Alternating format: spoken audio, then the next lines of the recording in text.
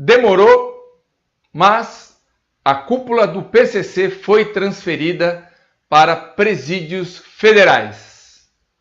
Foi a melhor operação que nós poderíamos ter tido. É exemplo para as futuras operações de como é que se faz realmente uma operação de grande envergadura. Vamos analisar? Vem comigo!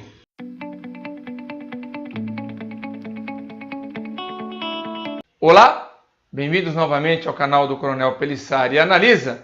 E nós vamos fazer uma análise de como foi a operação que transferiu o Marcola e mais 21 integrantes da facção Primeiro Comando da capital. Foi uma operação que foi um golaço, gol de placa, tanto das forças de segurança e do governo do estado de São Paulo, bem como do governo federal com o ministro da Justiça, Sérgio Moro. Foi uma operação integrada, impecável em todos os aspectos. É modelo, deve ser usado como referência de grandes operações visando a desmobilização do crime organizado. Essa é a primeira só, essa é a primeira. Talvez, tendo em vista o rigor em que foi feito o sigilo da informação, as coisas pela imprensa ficaram picadas e infelizmente, o que deveria ser ovacionado com grande alarde pela imprensa acabou sendo diminuído pela questão aí do filho Carlos Bolsonaro e a fritura pública do ministro Bebiano. Infelizmente, a imprensa não deu o devido valor ao que mais aflige a população brasileira. Essas questões palacianas são importantes, mas não era o mais importante. O mais importante era enaltecer o primor desta operação. Vamos começar pela operação em si. Ela foi guardada totalmente em sigilo. Envolveu a Polícia Federal, envolveu as polícias estaduais, a Polícia Civil e a Polícia Militar do Estado de São Paulo, envolveu a Polícia Rodoviária Federal, envolveu o Exército Brasileiro, envolveu a Força Aérea Brasileira e mais juízes federais, juízes do Estado, e tudo isso conseguiu ser feito sem que houvesse nenhum vazamento por parte de nenhum dos envolvidos. Isso prova que quando há vazamento, há intenção maldosa de pautar a imprensa. Não há dúvida, quando há vazamento, há intenção maldosa de pautar a imprensa. Porém, o que a gente pode ver? Quando a imprensa noticiou a movimentação dos líderes do PCC por volta de 8h30 da manhã daquele dia, na realidade, esses líderes já estavam nos presídios federais, porque a transferência começou a ocorrer no início da madrugada. E a coisa foi tão concatenada com a Secretaria de Assuntos Penitenciários aqui do estado de São Paulo que, no mesmo dia, logo após o café, várias unidades prisionais começaram a ter revista entre os presos para várias coisas, desde você verificar ilícitos até você, principalmente, desviar a atenção dos presos para o que estava acontecendo, cortar as linhas de comunicação. Nós vamos falar isso daqui mais para frente. Logo depois, a Polícia Militar foi e desencadeou uma operação para o cumprimento de mandado de prisão de quase 300 membros, também integrantes da facção. Tudo para abafar uma possível retaliação do PCC em virtude da transferência dos líderes da facção. Foram 22. Falava-se no ano passado, e nós já fizemos um filme aqui, em 15, acabaram indo 22. Foi primoroso, foi uma operação primorosa. E essa operação, ela vai ser, vamos dizer assim, o primeiro golpe em cima da maior facção criminosa do Brasil. O Comando Vermelho pode ser a mais antiga, mas não é a maior. A maior hoje é o PCC, que, como eu já disse também, não só se nacionalizou, como se internacionalizou. Graças a diligência do governo do PSDB, em especial do governador Geraldo Alckmin, durante os 8 anos em que esteve à frente do governo do estado de São Paulo. Esses últimos 8 anos aqui, o PCC decolou, né? Decolou. A gente não consegue não pensar que realmente havia um acordo entre o Estado e a facção criminosa. Mais ou menos o que acontece com certos partidos políticos no Rio de Janeiro com o Comando Vermelho. Tá? Bom, essa ida dos líderes do PCC para os presídios federais e entrando num regime diferenciado, em que eles vão perder muito da comunicação deles, principalmente nesses 2 primeiros 60 dias, isso vai começar a minar. É uma questão apenas de tempo. Aí é você estudar a sociologia, a antropologia, né? E a sociologia do crime e do poder. Isso vale para todos os segmentos humanos, para bandido também.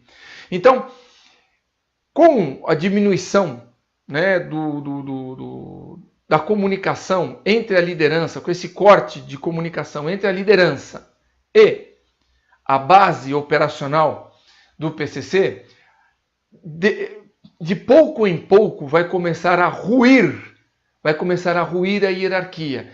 Já está havendo, de algum tempo, um problema na hierarquia do PCC, principalmente aqui em São Paulo. Para quem assistiu o filme Cidade de Deus, vai entender o que eu estou falando.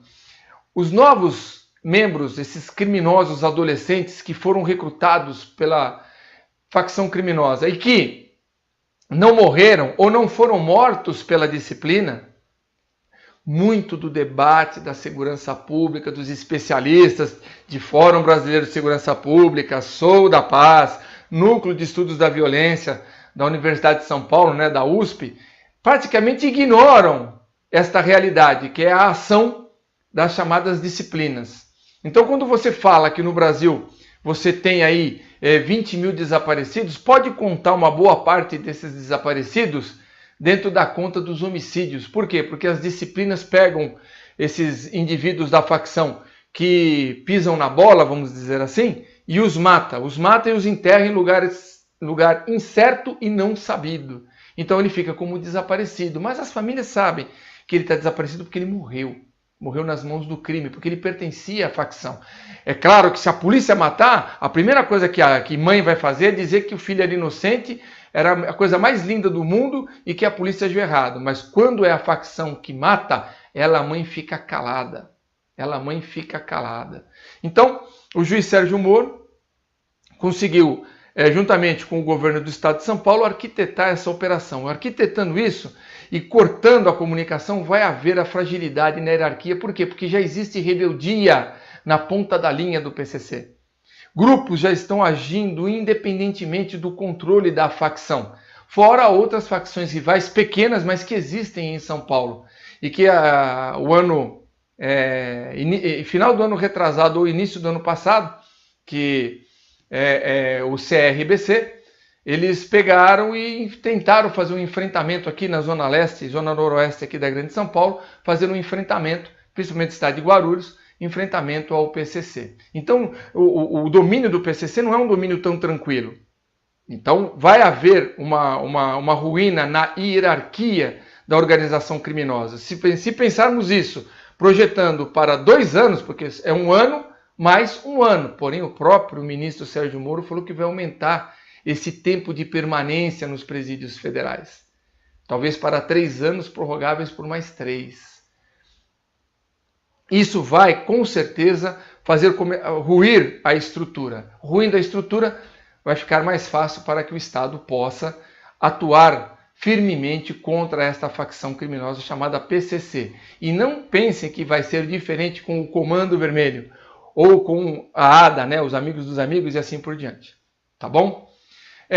A única coisa que me chama a atenção, e da qual nós já falamos num vídeo anterior, e isso é ruim, o líder Marcola foi transferido para o Porto Velho, o presídio de Porto Velho. Nós falamos que ali está divisa com a Bolívia. Existem grupos traficantes né, vinculados aí às Farc e tudo mais, que tem o apoio e tem no PCC um grande aliado, e vice-versa. E eles pegam e mandam exatamente o líder da facção para Porto Velho, em Rondônia. Agora o exército teve que fazer o quê? Teve que fazer uma tremenda de uma operação exatamente para fechar a fronteira e para tentar cercar lá o presídio. A pergunta é, por que não colocaram em Brasília, que era o lugar mais seguro, em termos de evitar um resgate, o lugar mais seguro era Brasília. Aí, Sérgio Moro, aí, senhor general Heleno, aí, Jair Bolsonaro, eu pergunto, tá com medinho de deixar o Marcola aí pertinho do Congresso Nacional, pertinho do Palácio do Planalto, pertinho do Supremo Tribunal Federal? Vocês estão tudo com medinho? Porque na hora de assinar papel todo mundo é valente, mas na hora de ter um líder verdadeiro de uma facção criminosa, aí vocês ficam tudo com medinho e manda lá para Rondônia, perto dos amichelos dele, que pode realmente fazer uma grande operação de resgate. E fica na conta do exército lá, tentar segurar esses criminosos. Então, esse foi um erro estratégico. A operação foi maravilhosa. O único erro, medinho dos políticos em relação à presença do Marcola ali em Brasília. Fora isso, a operação ela é um modelo, ela é um exemplo de como fazer uma operação para começar cortando a cabeça da Hidra. A cabeça que não vai nascer de novo, a cabeça da Hidra. Quem gosta de mitologia grega, dá uma estudada, tá bom? Então, parabéns, parabéns principalmente ao promotor. Muita gente nas redes sociais fica elogiando o ministro Sérgio Moro, mas para mim, os grandes heróis de tudo isso, de toda essa história, é claro que a participação dos governadores, do ministro Sérgio Moro, dos ministros militares, do pessoal da FAB, Polícia Federal, Rodoviária Federal, Polícia Militar, Polícia Civil, Secretaria de Assuntos Penitenciários, tudo foi muito importante para que isso acontecesse. Mas a coragem partiu de duas pessoas. A primeira, do promotor de justiça Lingon Gakia, que pediu a transferência, teve a coragem, mesmo ameaçado de morte, pediu a transferência dos líderes do PCC. E do juiz que assinou